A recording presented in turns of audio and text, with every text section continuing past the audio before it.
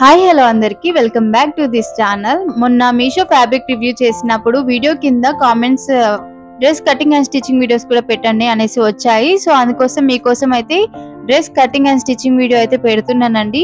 Lining వచ్చేసి నేను cotton 2.5 metres తీసుకున్నానండి. 4 లేయర్స్ మీద ఉంది లైనింగ్ వచ్చేసి. ఫోల్డింగ్ వచ్చేసి నా వైపు ఉంది, ఓపెన్ వచ్చేసి నాకు ఆపోజిట్ ఉందండి. ఇక్కడ నేను వచ్చేసి కుర్తీ లెంగ్త్ అనేది మార్క్ చేసుకున్నాను. నాకు కుర్తీ లెంగ్త్ వచ్చేసి 43 ఇంచెస్ తీసుకున్నాను. లైనింగ్ వచ్చేసి నేను 39 ఇంచెస్ కి మార్కింగ్ చేసుకున్నానండి లెంగ్త్ అనేది. సో 4 ఇంచెస్ లైనింగ్ అనేది మనం తక్కువ తీసుకోవాలి మెయిన్ ఫ్యాబ్రిక్ అంటే. షోల్డర్ పాయింట్ 6 ఇంచెస్ కి మార్కింగ్ చేసుకున్నాను. ఆర్మోల్ డౌన్ వచ్చేసి 6.5 ఇంచెస్ కి మార్కింగ్ చేసుకుంటున్నాను. ఈ 2 పాయింట్స్ ని కలిపి ఒక లైన్ అయితే డ్రా చేశానండి.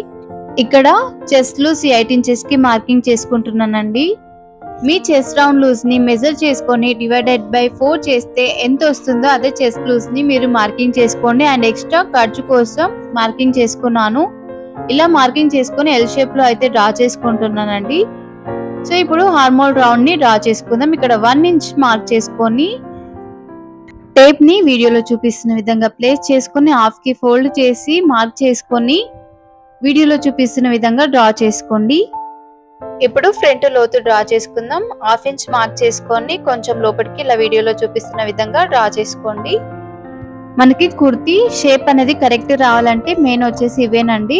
ఇక్కడ నేను షోల్డర్ పాయింట్ దగ్గర నుంచి వేస్ట్ లెంగ్త్ పాయింట్ అనేది మార్కింగ్ చేసుకుంటున్నాను. 14.5 ఇంచెస్ కి వేస్ట్ లెంగ్త్ పాయింట్ అనేది నేను మార్కింగ్ చేసుకుంటున్నాను. హిప్ లెంగ్త్ పాయింట్ నేను 21 ఇంచెస్ కి మార్కింగ్ చేసుకున్నాను. మార్కింగ్ చేసుకున్న తర్వాత ఇక్కడ మనము వేస్ట్ లూజ్ అనేది మార్కింగ్ చేసుకుంటున్నాను. నేను ఇక్కడ 7 ఇంచెస్ కి వేస్ట్ లూజ్ అనేది మార్కింగ్ చేసుకుంటున్నానండి. మీ వేస్ట్ రౌండ్ లూజ్ ని డివైడెడ్ బై 4 చేస్తే ఎంత వస్తుందో అది మీరు మార్కింగ్ చేసుకొని ఎక్స్ట్రా ఖర్చు కోసం మార్కింగ్ చేసుకోండి. నేను ఇక్కడ హిప్ లూజ్ 11 ఇంచెస్ కి మార్కింగ్ చేసుకుంటున్నాను. మీరు మీ హిప్ రౌండ్ లూజ్ ని డివైడెడ్ బై 4 చేస్తే ఎంత వస్తుందో అది మార్కింగ్ చేసుకోండి. నేను ఇక్కడ 9 ఇంచెస్ మార్కింగ్ చేసుకోవాలి యాక్చువల్ గా, కానీ కొంచెం మనకి పొట్టగా అనిపించకుండా ఉండడానికి నేను ఇక్కడ 11 ఇంచెస్ అనేది మార్కింగ్ చేసుకున్నాను అంతే. ఇలా మార్కింగ్ చేసుకున్న తర్వాత వీడియోలో చూపిస్తున్న విధంగా డ్రా చేసుకోండి. ఇలా డ్రా చేసుకున్న తర్వాత ఇప్పుడు హిప్ లూజ్ నేను 11 ఇంచెస్ కి మార్కింగ్ చేసుకున్నానండి. ఇదే 11 ఇంచెస్ నేను కుర్తీ కింది వైపున అంటే మనం ఇప్పుడు లెంగ్త్ మార్కింగ్ చేసుకున్నాం కదండి. సో అక్కడ 11 ఇంచెస్ కి మార్కింగ్ అనేది చేసుకుంటున్నాను. ఇక్కడ వీడియోలో మీకు కనిపించట్లేదు.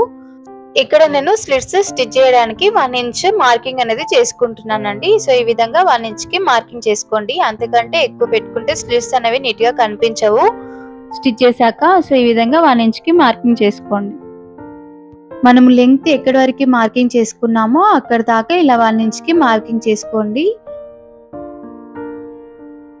షోల్డర్ విడ్త్ 3 ఇంచెస్ కి మార్కింగ్ చేసుకున్నానండి. నేను ఫ్రంట్ నెక్ అనేది క్యాన్వాస్ పైన కట్ చేసుకుంటున్నాను. వీడియోలో చూపిస్తున్న విధంగా 1/2 ఇంచ్ మార్కింగ్ చేసుకోండి. ఇలా ఒక లైన్ అయితే డ్రా చేసుకోండి. ఇది మనకి షోల్డర్ లోకి వెళ్ళిపోతుందండి. అక్కడ నుంచి నేను నెక్ విడ్త్ అనేది 3 ఇంచెస్ కి మార్కింగ్ చేసుకున్నాను. నెక్ డౌన్ వచ్చేసి 5.5 ఇంచెస్ కి మార్కింగ్ చేసుకుంటున్నాను. మార్కింగ్ చేసుకొని ఇలా స్క్వేర్ షేప్ లో అయితే డ్రా చేసుకుంటున్నాను. సో ఇలా వీడియోలో చూపిస్తున్న విధంగా డ్రా చేసుకోండి.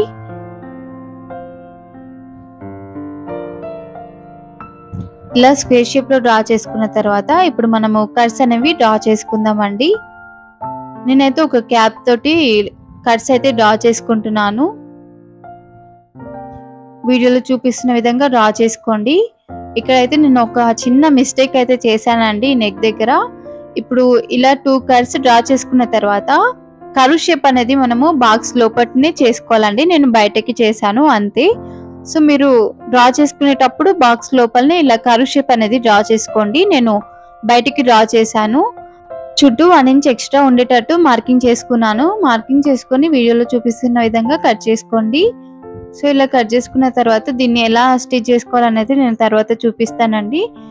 సో ఇలా అయితే డ్రా చేసుకున్నానండి. ఇప్పుడు డ్రా చేసుకున్న దానిపైన కటింగ్ చేసుకోవాలి. షోల్డర్ దగ్గర నుంచి కటింగ్ అనేది చేసుకుంటున్నాను. ఇలా కట్ చేసుకున్న తర్వాత ఇక్కడ నేను వేస్ట్ దగ్గర హిప్ దగ్గర ఒక కట్ అయితే ఇస్తున్నానండి. ఇలా చేసినట్లయితే మనం సైడ్ స్టిచ్ చేసినప్పుడు ఈజీగా ఉంటుంది. బ్యాక్ పోర్షన్ ని ఫ్రంట్ పోర్షన్ ని సెపరేట్ చేసుకున్నాను. ఫ్రంట్ లోత్ కట్ చేస్తున్నానండి. ఫ్రంట్ పార్ట్ కటింగ్ అయితే అయిపోయిందండి. ఇప్పుడు మనము బ్యాక్ నెక్ ని కట్ చేసుకుందాం. బ్యాక్ నెక్ వచ్చేసి నేను వాటర్ డ్రాప్ షేప్ లో డ్రా చేసుకుందాం అనేసి అనుకుంటున్నానండి. నెక్ విడ్త్ వచ్చేసి 3 ఇంచెస్ కి మార్కింగ్ చేసుకుంటున్నాను. టోటల్ నెక్ డౌన్ వచ్చేసి 6 ఇంచెస్ అండి. 2 ఇంచెస్ వచ్చేసి ఇలా బోట్ నెక్ షేప్ లో డ్రా చేసుకుందాం అనేసి 2 ఇంచెస్ ఇలా స్క్వేర్ షేప్ లో అయితే డ్రా చేసుకున్నాను.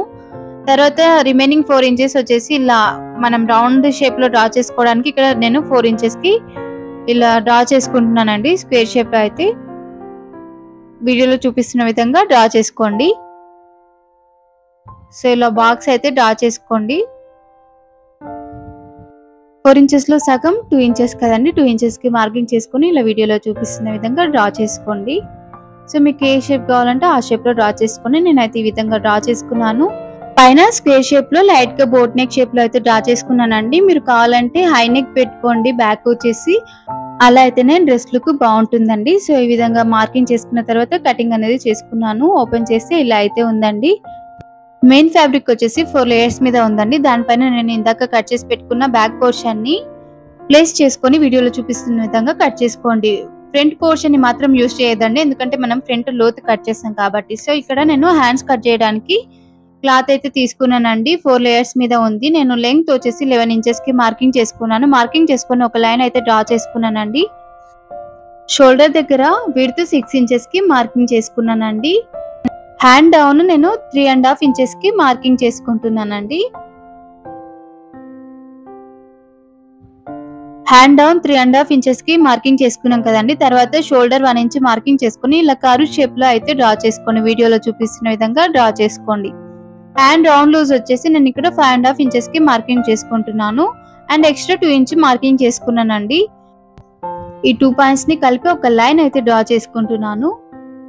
ఈ విధంగా డ్రా చేసుకున్న తర్వాత డ్రా చేసుకున్న దానిపైన కటింగ్ అనేది చేసుకోవాలండి. ఇప్పుడు హ్యాండ్స్ మెయిన్ ఫ్యాబ్రిక్ ని కట్ చేసుకుందాం. ఇందాక మనం కట్ చేసుకున్న లైనింగ్ ని ప్లేస్ చేసుకొని మెయిన్ ఫ్యాబ్రిక్ ని కట్ చేసుకోవాలండి. సో ఇక్కడ తోటి కటింగ్ అయితే అయిపోయింది. ఇప్పుడు ఎలా స్టిచ్ చేసుకోవాలి ఏంటి అనేది చూపిస్తాను. ఇప్పుడు ఫ్రంట్ నెక్ స్టిచ్ చేద్దాం. ఇక్కడ మిడిల్ లోకి ఫోల్డ్ చేసి ఒక టక్స్ అయితే ఇచ్చానండి. ఇందాక మనం కట్ చేసి పెట్టుకున్న క్యాన్వాస్ ని ప్లేస్ చేసుకొని ఐరన్ చేసుకోవాలండి.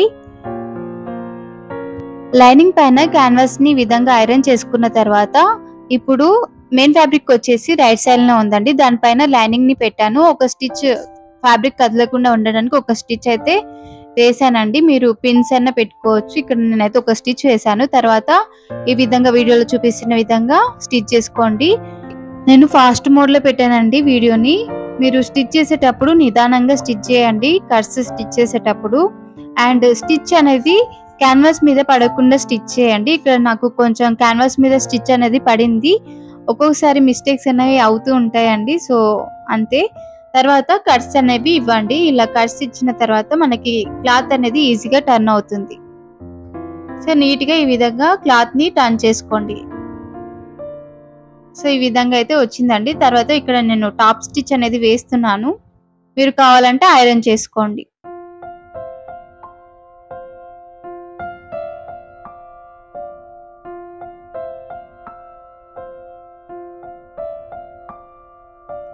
సేమ్ ఇదే విధంగా బ్యాక్ పోర్షన్ ని కూడా స్టిచ్ చేసుకోండి. నేను ఒకటే చూపిస్తున్నానండి స్టిచ్చింగ్ అనేది. ఇక్కడ నేను డ్రెస్ కి లైనింగ్ కింది వైపున నేను ఫోల్డ్ చేసి స్టిచ్ చేస్తున్నాను.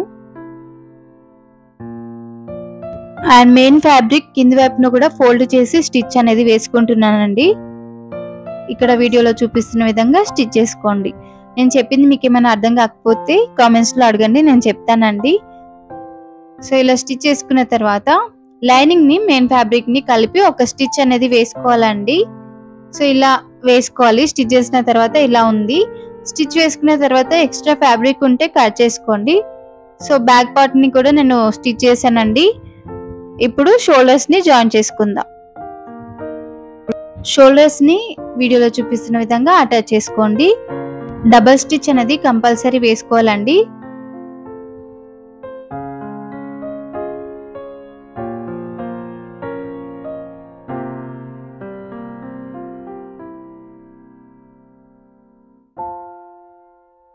షోల్డర్స్ ని అటాచ్ చేసుకున్నాం కదండి. ఇప్పుడు మనము హ్యాండ్స్ ఎలా స్టిచ్ చేసుకోవాలనేది చూద్దాం.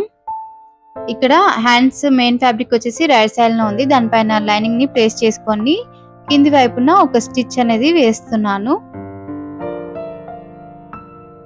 సో ఇలా ఒక స్టిచ్ వేసుకున్న తర్వాత క్లాత్ ని టర్న్ చేసి పైన టాప్ స్టిచ్ అనేది వేసుకుంటున్నానండి. ఇలా టాప్ స్టిచ్ వేసుకున్న తర్వాత లైనింగ్ ని మెయిన్ ఫ్యాబ్రిక్ ని కలిపి ఒక స్టిచ్ అనేది వేస్తున్నాను.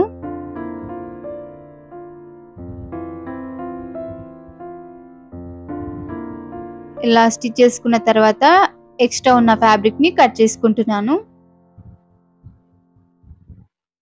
సేమ్ ఇదే విధంగా ఇంకొక హ్యాండ్ ని కూడా స్టిచ్ చేసుకోవాలండి. ఇక్కడ నేను స్టిచ్ చేశాను.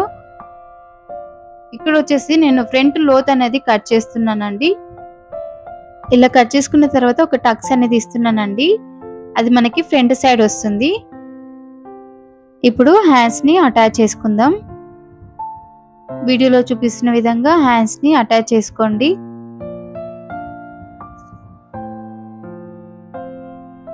హ్యాండ్స్ అటాచ్ చేసేటప్పుడు ఎక్కువ ఖర్చు పెట్టి స్టిచ్ చేయకండి.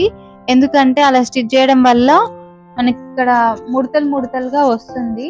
సో అందుకనేసి ఒక పాదం వరసన లేదంటే 1/2 ఇంచ్ అంతే ఖర్చు పెట్టి స్టిచ్ చేయండి. తర్వాత డబల్ స్టిచ్ అనేది కంపల్సరీ వేసుకోండి. సో ఇలా హ్యాండ్స్ అయితే స్టిచ్ చేసుకున్నాం కదండి. సేమ్ ఇదే విధంగా ఇంకొక సైడ్ కూడా హ్యాండ్స్ అనేవి స్టిచ్ చేసుకోండి. ఇక్కడ నేను స్టిచ్ చేశాను. ఇప్పుడు మనము సైడ్ ఫిట్టింగ్ అనేది చేసుకుందాం. ఇందాక మనము కట్ చేసేటప్పుడు మార్కింగ్ చేసుకున్నాం కదండి, దానిపైన నేను స్టిచ్ అనేది వేసుకుంటున్నాను. క్లాత్ ని నీట్ గా సరి చేసుకుంటూ స్టిచ్ అనేది వేసుకోండి. నేను డ్రా చేసుకున్న దానిపైన స్టిచ్ అనేది వేస్తున్నాను. హిప్ దగ్గరకు వచ్చేసరికి మనకి స్టిచ్ అనేది ఒకే దానిపైన ఉండాలండి. స్టిచ్ అనేది ఇక్కడ నేను రఫ్ స్టిచ్ అనేది వేస్తున్నానండి. ఎందుకంటే మనకి సైడ్ స్లిట్స్ స్టిచ్ చేస్తాం కదా, అక్కడ మీరు వీడియోని క్లియర్ గా అబ్జర్వ్ చేయండి నేను ఎలా స్టిచ్ చేస్తున్నాను అనేది. సేమ్ ఇదే విధంగా ఇంకో సైడ్ కూడా సైడ్ ఫిట్టింగ్ అనేది చేసుకోండి. సో ఇలా సైడ్స్ ఫిట్టింగ్ అనేది చేసుకున్న తర్వాత ఇప్పుడు మనము సైడ్ స్లిట్స్ అనేవి స్టిచ్ చేసుకుందాం. ఇక్కడ నేను డబుల్ ఫోల్డ్ చేసి స్టిచ్ అనేది వేస్తున్నానండి. ఇక్కడ వీడియోలో చూపిస్తున్న విధంగా స్టిచ్ చేసుకోండి. సో ఇలా నీట్ గా ఫోల్డ్ చేసుకుంటూ స్టిచ్ చేసుకోవాలి. హిప్ దగ్గరకు వచ్చేసరికి నీడిల్ ని లోపలికి ఇన్సర్ట్ చేసి ఇలా వీడియోలో చూపిస్తున్న విధంగా స్టిచ్ చేసుకోండి. నేను చెప్తే మీకు అర్థం కాదు. మీరు వీడియోని క్లియర్ గా అబ్జర్వ్ చేయండి. ఇలా కింది వరకు ఫోల్డ్ చేసి స్టిచ్ చేసుకున్న తర్వాత క్లాత్ ని టర్న్ చేసుకొని మళ్ళీ రివర్స్ న ఒక స్టిచ్ అనేది వేస్తున్నాను. నేను ఇటు సైడ్ ఎడ్జ్ కి స్టిచ్ అనేది వేస్తున్నాను. తర్వాత హిప్ దగ్గరకు వచ్చేసరికి నీడిల్ ని లోపలికి ఇన్సర్ట్ చేసి ఇటువైపు స్టిచ్ అనేది వేస్తున్నాను. వీడియోలో చూపిస్తున్న విధంగా సైడ్ స్లిట్స్ అనేవి స్టిచ్ చేసుకోండి. ఇక్కడ తోటి స్టిచ్చింగ్ అనేది అయిపోయిందండి.